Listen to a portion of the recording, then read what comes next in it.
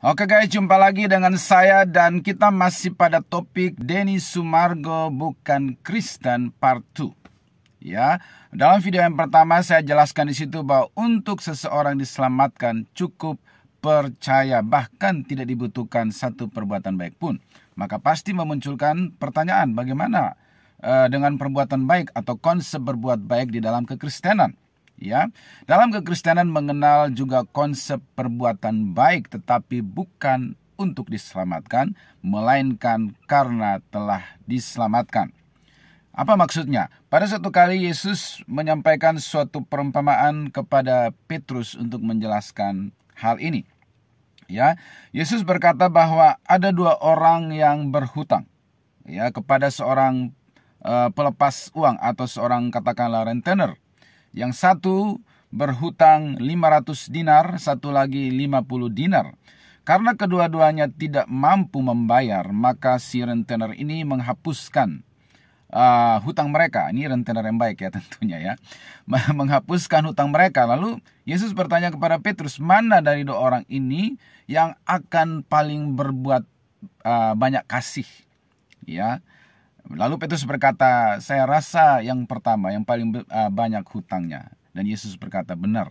Jadi, artinya, kalau seseorang sadar ya bahwa dosanya telah diampuni, dosanya yang begitu besar, yang harusnya membuat dia untuk masuk neraka, tapi diampuni oleh Tuhan Yesus waktu dia mengaku dan mulut percaya dalam hati mohon ampun kepada Tuhan Yesus, dan mengundang Yesus masuk dalam hatinya, maka pasti dia akan berbuat baik sebagai rasa terima kasih karena dia yang harusnya dihukum telah diselamatkan. Jadi orang Kristen itu berbuat baik karena sudah diselamatkan dari dosa, dari penghukuman karena dosa. Ya, maka dia akan berbuat baik. Jadi karena apa? Karena dosa itu seperti hutang. Kalau dikonversi ke uang, maka dosa manusia itu adalah jumlah nominal yang sangat besar yang tak terbayarkan.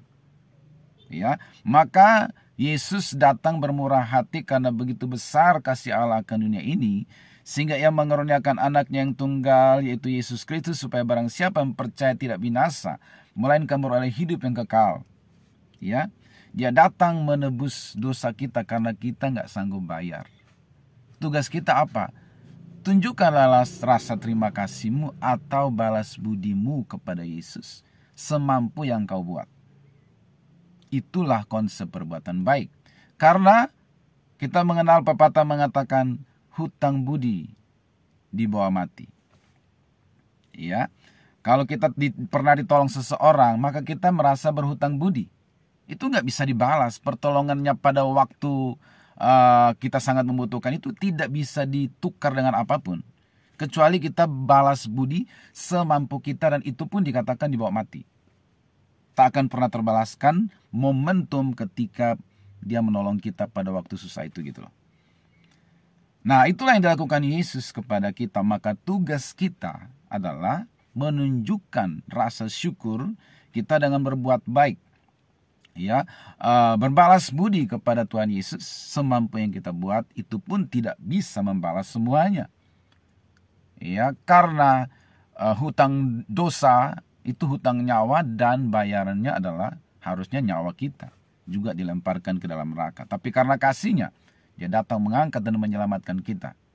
Maka sebagai rasa syukur kita harus berterima kasih dengan menunjukkan perbuatan-perbuatan baik, menolong sesama, rajin beribadah, membaca Alkitab, berdoa, mengampuni sesama kita, dan seterusnya. Semua perbuatan baik itu dasarnya karena aku telah diselamatkan. Bukan karena supaya aku diselamatkan. Karena perbuatan baik tidak bisa menyelamatkan, agama pun tidak bisa menyelamatkan. Hanya karena kasih karunia melalui iman. Hanya karena Tuhan baik, menyayangi aku, dia tidak ingin supaya aku masuk neraka karena aku diciptakan serupa segambar dengan dia. Maka dia datang mati di kayu salib, menanggung dosa yang harusnya aku tanggung. Maka yang perlu kubuat adalah mengaku dan mulut percaya dalam hati bahwa Yesus itu Tuhan. Mohon ampun atas segala dosaku dan minta dia menyucikan hidupku dengan darahnya dan mengundang dia masuk dalam hatiku.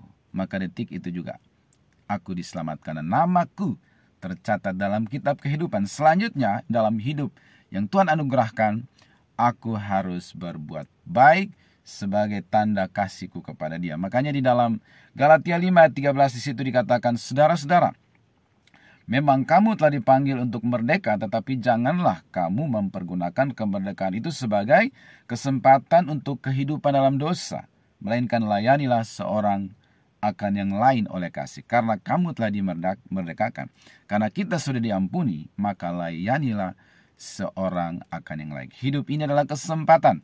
Hidup ini adalah kesempatan, dan seterusnya, untuk berbuat baik selama Tuhan masih kasih kita kesempatan untuk hidup.